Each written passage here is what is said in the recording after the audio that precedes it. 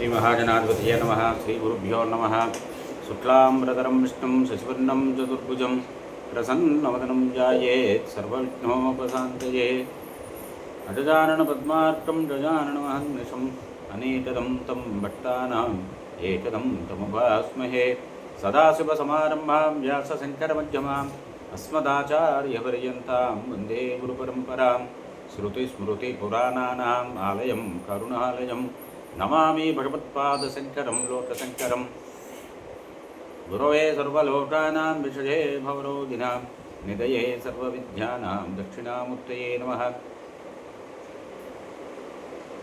विश्वेशं माधवण्डुण्डिं दण्डपाणिं च भैरवं वन्दे काशीं गुहां गङ्गां भवानीं मुनिचण्डिकाम्। इष्टदन्तमहाकाय कल्पान्तधानोपम भैरवाय नमस्तुभ्यं अनुज्ञां दातुमर्हसि। अन्नपूर्णे सदापूर्णे शङ्करप्राणवल्लभे ज्ञानवैराग्यसिद्ध्यर्थं भिक्षां देहि च पार्वती। श्री शंकर गुरवे नमः। जय जय शंकर, हर हर शंकर। శంకరులు కాశీక్షేత్రంలో మహేశ్వరుడి యొక్క అనుగ్రహము ఆజ్ఞ పొంది బ్రహ్మసూత్రాలకి భాష్యం రచన చేయాలి అని సంకల్పించుకున్నారు. శంకరులు అక్కడి నుంచి యాత్ర బయలుదేరారు. భాష్య రచన చేయాలి ఒక అనువైన ప్రదేశంలో అని నిశ్చయించుకొని ఒక ఏకాంతమైన ప్రదేశానికి వెళ్ళాలి. అక్కడ శిష్యులతో కలిసి ఈ బ్రహ్మసూత్ర భాష్య రచన చేయాలి అనుకున్నారు. ఉత్తర దిక్కుగా ప్రయాణం చేశారు, మొదలుపెట్టారు వారు. ఎందుకంటే శృతుల్లో ఉన్నటువంటి మాట ఏమిటంటే ఉత్తర దిక్కుకి వెళ్ళినట్లయితే అక్కడ మనిషికి శాంతి కలుగుతుంది అని చెప్పే శృతులు. ఆ శృతి వాక్యాన్ని అనుసరించి శంకరులు వారణాసి నుంచి బయలుదేరారు. మార్గమధ్యంలో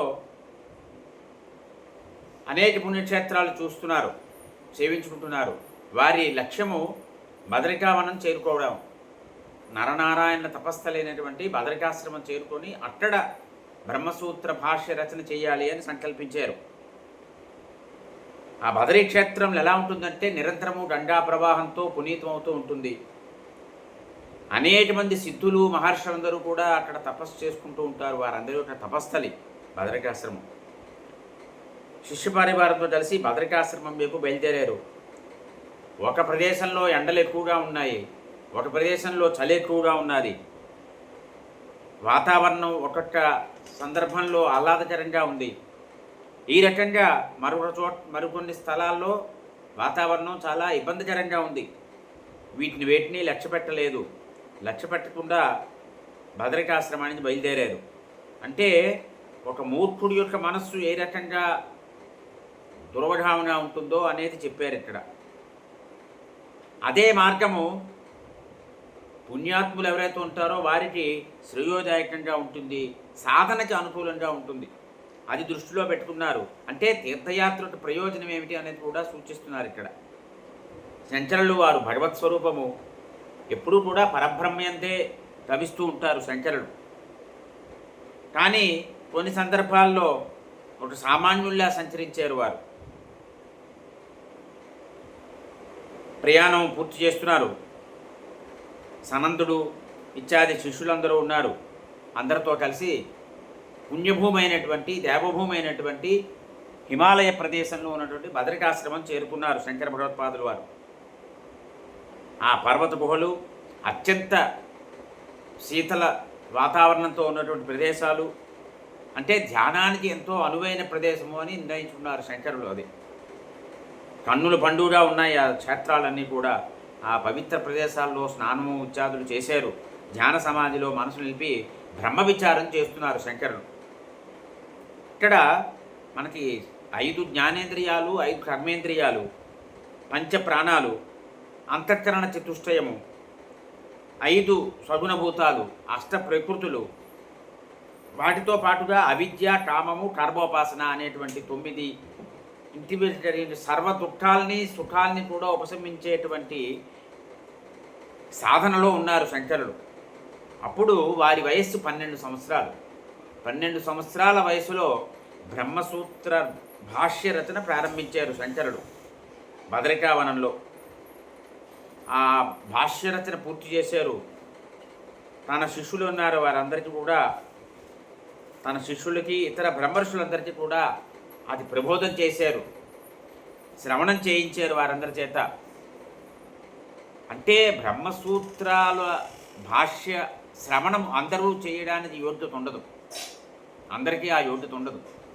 ఎవరికి ఆ యోగ్యత ఉంటుందంటే ఎవరికైతే విషయాసక్తి పూర్తిగా నశించిపోయిందో, ఎవరికైతే విషయాల పట్ల పూర్తిగా విరక్తి భావం కలిగి ఉన్నారో, అటువంటి తత్వ జిజ్ఞాసులు ఎవరైతే ఉంటారో అటువంటి వారికి మాత్రమే ఈ బ్రహ్మసూత్రాల యొక్క భాష్యాన్ని వినిపించాలి అని ఒక నియమం.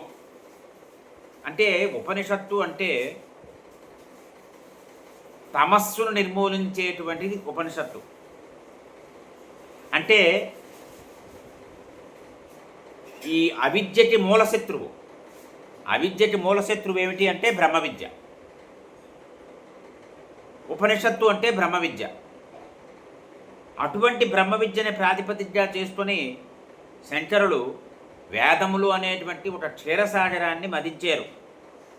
దేనితో మదించారు అంటే ప్రజ్ఞ అనేటువంటి ఒక మందర పర్వతాన్ని మందనం చేశారు. తద్వారా ఏమైంది, ఈ ఉపనిషత్తుల నుంచి జ్ఞానామృతము అనేది వెలువడింది. ఈ జ్ఞానామృతాన్ని గ్రహించారు. దాన్ని ఈ తత్వజిజ్ఞాసులు ఎవరైతే ఉన్నారో, విషయాల పట్ల విరక్తితో ఉన్నటువంటి మహనీయులు ఎవరున్నారో వారందరికీ కూడా ఆ అమృతాన్ని, జ్ఞానామృతాన్ని, తత్వజ్ఞానామృతాన్ని పంచారు శంకరులు. ఇది అంటే బ్రహ్మతత్వంతో కూడి దోషరహితంగా ఉన్నటువంటి ఉపనిషత్తు యొక్క భాష్యం ఏదైతే ఉందో ఆ భాష్యము ఈ భవరోగాలకి ఒక ఔషధము. తద్వారా ఏమవుతుంది, మోహ వినాశం అవుతుంది. అది శంకరులు మనకి చేసినటువంటి మహోపకారం. తరువాత శంకరులు ఉపనిషత్తులకు భాష్యం రాశారు. ఉపనిషత్తుల భాష్యం పూర్తయిన తరువాత భగవద్గీతకి భాష్యం రాశారు.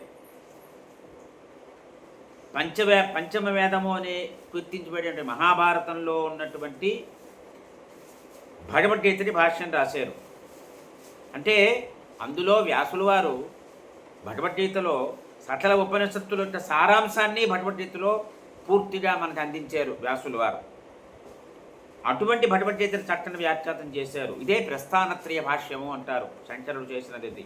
అంటే ఈ ప్రస్థానత్రయ భాష్యం ద్వారా శంకరులు అద్వైత తత్వాన్ని ప్రబోధించారు, సుస్థాపితం చేశారు. అద్వైతం శంకరులకి ముందు కూడా ఉంది, కానీ శంకరులు అద్వైతాన్ని సుస్థాపితం చేశారు, పునర్జీవితం చేశారు వారు. ఇక నృసింహ తాపనీయము అనేటువంటి ఉపనిషత్తు ఉంది. ఆ ఉపనిషత్తు కూడా శంకరులు భాష్యం రచన చేశారు. ఈ రకంగా 12 ఉపనిషత్ భాష్యకర్త అంటారు శంకరుల వారిని. అంటే 12 ఉపనిషత్తులకి వారు భాష్యం అనుగ్రహించారు. ఇక ఈ భాష్య రచనలు పూర్తయిన తర్వాత వేదాంత తత్వ ప్రతిపాదికాలైనటువంటి ఉపదేశ సాహస్రి, వివేక చూడామణి ఇటువంటి మహోన్నతమైనటువంటి స్వతంత్ర గ్రంథాలను కూడా రచించారు. సామాన్యమైనటువంటి ముముక్షు కూడా తరించాలి అనే ఉద్దేశంతో అపరోక్షానుభూతి, ఆత్మబోధ అనేటువంటి గ్రంథాలను కూడా రచించారు. ఇక సామాన్య భక్తులు తరించడం కోసం శివానందలహరి, సౌందర్యలహరి ఇత్యాది గ్రంథాలని రచన చేశారు. సర్వజనులకి ఉపకరించేటువంటి స్తోత్ర సాహిత్యాన్ని మనకు అందించారు శంకరులు. అంటే రాత్రి ఒక్కసారి చీకటి మొదలవుతుంది, సూర్యాస్తమయం అవగానే వెంటనే చంద్రోదయం అయిపోతుంది. ఎప్పుడైతే చంద్రుడు ఉదయించాడో చీకటి క్రమేపీ తగ్గుతుంది, ప్రాళద్రోడుతుంది చీకటిని. కానీ చీకటి పూర్తిగా నశిస్తుందా? చీకటి పూర్తిగా పోదు. చంద్రుడి వెలుతురు కనిపించినంత మేర మనకి ఇబ్బంది ఉండదు. కానీ అదే అమావాస్య రాత్రులు వస్తున్నాయనుకోండి, చీకటి బాగా వెలుకుంటుంది, చంద్రుడి వెలుగు తగ్గుతూ ఉంటుంది. అది చంద్రకాంతి చీకటితో కలిసే ఉంటుంది. అంటే ఈ ద్వైత మతవాదులు కూడా చేసేటువంటి ఏదైతే ఉన్నదో అది కూడా ఇటువంటిదే. అంటే చీకటితో కూడిన చంద్రకాంతి లాంటిది ద్వైత మతాదులు ఉపదేశించినటువంటి సిద్ధాంతం, వారు ప్రతిపాదించిన సిద్ధాంతం. అంటే ఈ ద్వైతము ఇత్యాది ద్వైతం కానీ విశిష్టాద్వైతం కానీ ఉన్నాయే, ఇవి చీకటితో కూడినటి చంద్రకాంతి లాంటివి, పూర్తిగా చీకటిని నాశనం చేసేటువంటి శక్తి లేనటువంటివి అని శంకరులు ప్రతిపాదన చేశారు. అందువల్ల కొద్దిపాటి జ్ఞానం మాత్రమే లభిస్తుంది కానీ పరిపూర్ణ జ్ఞానం లభించదు అని శంకరుడు చెప్పారు. అందుకే శంకరులు ఒక సూర్యుడు లాంటి వారు. ఆ శంకరులు అనేటువంటి సూర్యుడు ఏం చేశారంటే ఈ అజ్ఞానం అనేటువంటి చీకటిని పూర్తిగా నిర్మూలన చేశారు అద్వైత విద్య ద్వారా, బ్రహ్మ విద్య ద్వారా. అదే శంకరుడు చేసినటువంటి మహోపకారం.